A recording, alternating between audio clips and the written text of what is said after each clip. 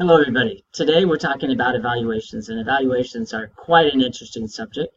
So let's get right to it. Why do we evaluate? We evaluate because we have the expectations and we have the consequence, or the reality. So we hope that the expectations of the positions are being met.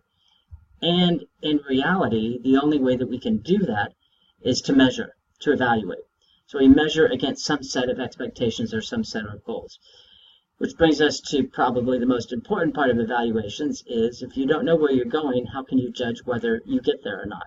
So all employees have to know where the organization is going and then exactly their part in ensuring that we get there. So that's the background of evaluations. So what are some aspects of evaluations that we should ensure that are part of the process? First is that it is an opportunity for discussion and interaction with employees. So it is a vehicle that supervisors and employees can use to have a discussion on overall expectations of performance. So we should never forget the opportunity that presents itself. Second is that we should focus on past goals, so we should know what our goals are.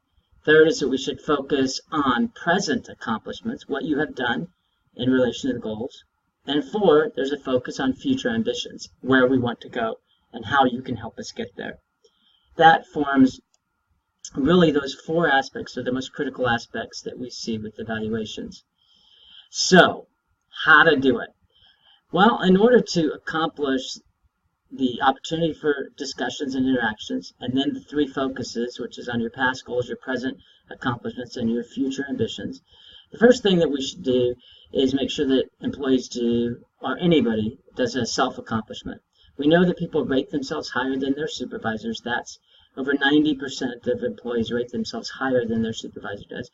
But we should have an understanding of what are the self-accomplishments, the self-ratings that employees give themselves. That's the first basis.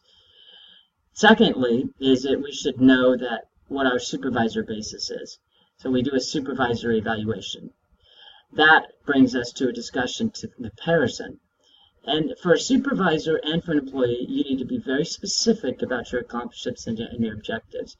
Because when you have this discussion and you're going to compare ratings, you want to be able to have specifics. Not I feel, I know, I think, I believe. It is, here's specific accomplishments, here's specific deficiencies that you have.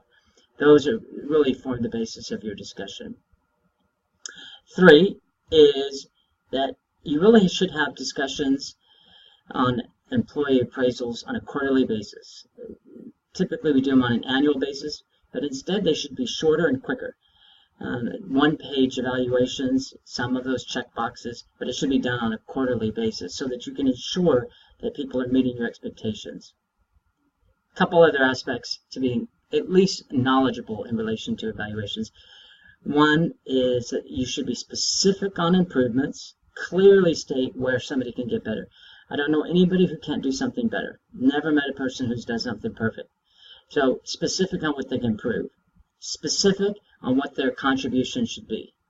So in the evaluation, after you're specific on this is what you can improve on, this is where we expect your contributions to be. That's very positive. We think that you can add value in this area. And the last part is specific on time frames, exactly when you expect these occasions to occur.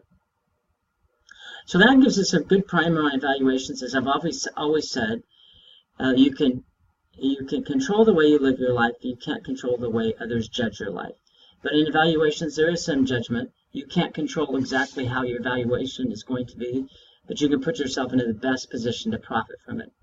So that's what we hope to do.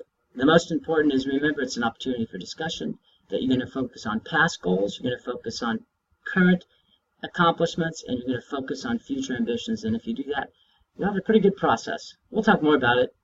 Hope this helps. Take care.